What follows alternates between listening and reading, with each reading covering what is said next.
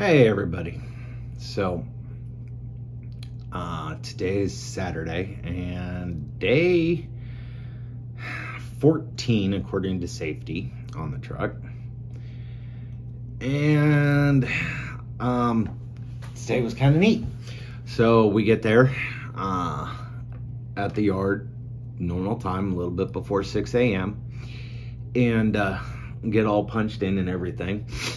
And we had to wait on a load. Okay, seems fairly normal on weekends that we have to wait. I don't necessarily understand why. You know, trucking is a 24/7 industry.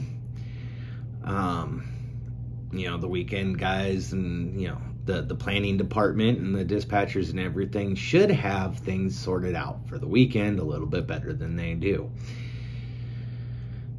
So we end up getting a load, and instead of going to the normal drop yard, this load is going to a yard outside of Columbus instead of outside of Toledo, which I absolutely relished the fact of having a run other than the one to outside of Toledo, because it gave me a little, it made me realize that the turnpike, the Ohio Turnpike, is a very cushy road. Because when you go through Akron on 76 going to 71, that shit sucks. And then all the hills and everything, there's a lot more hills up and down 71 than there is going across on 80 on the turnpike. So it gave me a good it was a good experience learning day. So that was really good. And it was also raining like crazy most of the morning. And that's kind of where the rest of this video lies. And I'm actually going to be making 2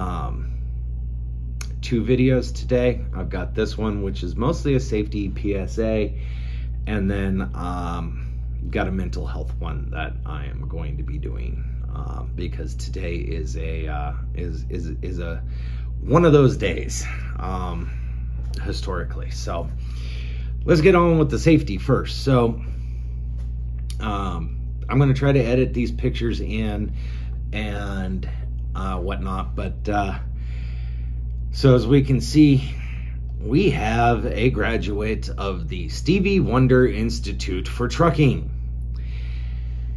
Now this happened on the interchange from 71 south onto 270 west on the north side of Columbus. And, you know, let me just say this. 95 to 99% of all motor vehicle accidents are caused. Let me rephrase that. There is no such thing as a motor vehicle accident, because every 95 to 99% of all motor vehicle crashes are due to neglect of some form and are preventable. Let me explain.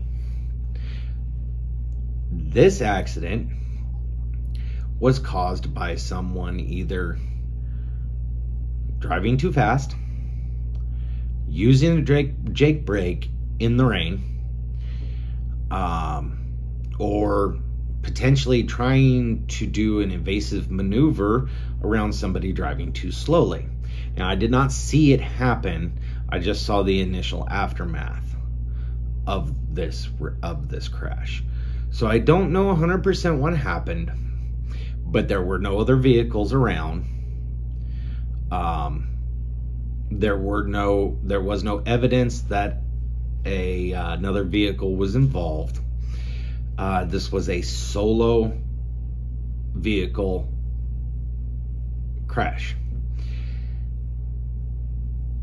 Guys, when it's raining like crazy and there is standing water on the road, you don't use your jake. Okay, I've been driving for 3 weeks. 3 weeks. Today was my 14th day of driving. And I know this. You slow down more when you're doing a ramp when it's wet. You use your service brakes instead of your jake brakes. You get off the cruise control and you go on the pedal. Especially when you're a graduate of the Stevie Wonder Institute for Truckers. I don't mean to pick on Swift. My buddy that got me into trucking had a very kind of astute observation about Swift. And basically what it is that they have the most trucks out on the road. And when you have the most trucks out on the road, and let's say, for example, that 5% of all drivers for every company out there are garbage and do not belong behind the wheel. You take that 5% from Swift, that's a hell of a lot more visible than almost any other company, because 5% of Swift drivers is more than some companies have in total. And I'm leaving out the small companies and whatnot that might have 100 trucks. Those ones, obviously 5% of Swift is going to be more than them. So, we give Swift a hard time because they're the most visible. They're 5% of drivers that should not be on the road are the most visible. So, and the same can be said for Werner. Werner is another very large company. We're almost 10,000 trucks. We're going to have more visibility when our 5% of details show up. So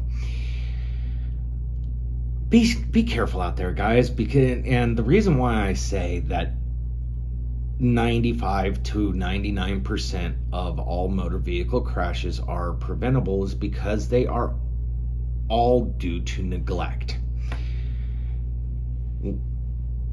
Neglect of somebody maintaining lane position, neglect of attention while driving, neglect of mechanical security of the vehicle. You can always tie the root cause of an accident back to somebody's neglect. Take for an example, say a big rig's going down the road. It doesn't even need to be a big rig. Just say any vehicle is going on down the road and one of its wheels falls off, bounces over the median, goes through the windshield of an oncoming vehicle and kills that family. Okay,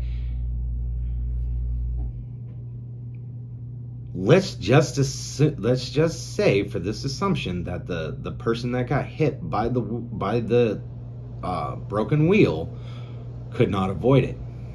Okay, I understand that is something that can happen. You may not have room, or you may be, maybe you're blocking that from hitting a motorcyclist. Okay, I've had to sacrifice my vehicle for a motorcyclist before. That's not an accident. That's neglect from the person who serviced that wheel. And this is coming from somebody who is responsible for incidents like that for the last 20 years. Okay? That is why when you do something, especially something important, you do it the same way every single time. That way you can error check yourself on the fly. Somebody rear-ending someone, that is 100% avoidable. That is 100% neglect from the person who rear-ended the vehicle, who is 100% avoidable by the person who did the rear-ending, because they weren't paying attention, they weren't looking at what they were doing, or they had a mechanical failure. You know, as the owner of a motor vehicle, it is your responsibility to make sure it's mechanically sound. Mechanical failures are not acceptable. So, public safety announcement. Tits up, balls up, phones down, shut up, watch what you're doing, and be smart.